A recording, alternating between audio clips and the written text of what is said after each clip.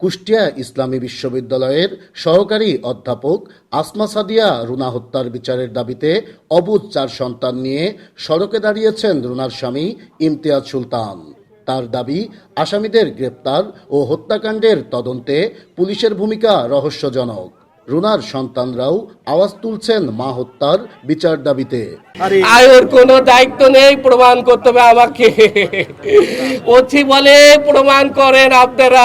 আমি বলতেছি সোনারে, তোমার বক্তব্য আমি ওচিকে দেখাতে গিয়েছি যে দেখেন ওরা ম্যাডামকে কি বলেছে। উনি বলতেছে এটা আপনিই দেখেন, কত দেখতে পারবেন ইউটিউবে আপনি, এ আমার দেখার কাজ নেই, এটা আপনি দেখেন। তোমার ম্যাডামের তদন্ত করে তারা বিচার করবে। আমি মানি না, আমি বিশ্বাস করতে পারি না। আমরা মায়ের হত্যাকাণ্ডের বিচার চাই, যারা এর পিছনে আছে তাদের আমরা ফাঁসি চাই, সবাই যেই হোক। আমার মা আমাদের কথা আদর করে ঘুমাশাই, দেখুন আমরা মাকে কোথায় পাবো? আমার মাকে রুনা হত্যায় বৃহস্পতিবার কর্মচারী ফজলুর রহমান সহ 4 জনের নামে মামলা করেন ইমতিয়াজ সুলতান।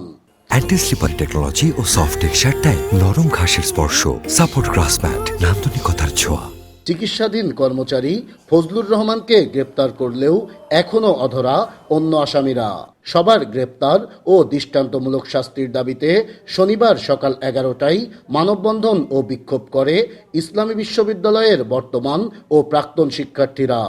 একজন কর্মচারীর পক্ষে এই এত বড় একটি দুর্ঘটনা ঘটানো আদৌ সম্ভব নয়।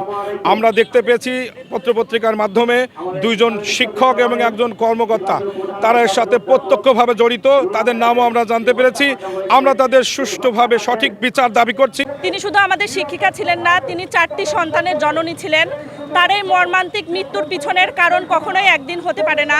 দীর্ঘদিনের পরিকল্পনার জন্য তার এই মৃত্যু হয়েছে। আমরা চাই তার মৃত্যুর সুষ্ঠু বিচার হোক। আমরা চাচ্ছি এই হত্যাকাণ্ডতে যারা জড়িত আছেন তাদের সবার দ্রুত বিচার চাই। তবে আসামিদের গ্রেপ্তার ও তদন্তে কোনো গাফিলতি করছেন না বলে দাবি পুলিশের।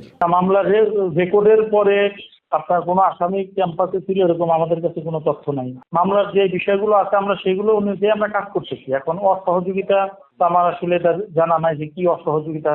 যার নামে যে আসামি ফজলুর রহমান, সে তো হসপিটালে চিকিৎসাধীন আছে। আমরা তাকে এই মামলার এজাহার নামে আসামি গ্রেপ্তার দেখানোর সংক্রান্ত আদালতকে অবহিত করেছি। এর আগে বুধবার বিকেলে বিভাগের নিজ কক্ষে নৃশংসভাবে হত্যাকাণ্ডের শিকার হন সমাজকল্যাণ বিভাগের সহকারী অধ্যাপক আসমা সাদিয়া রুনা। নাইদা সান্তিতাস, দেশ টিভি, কুষ্টিয়া।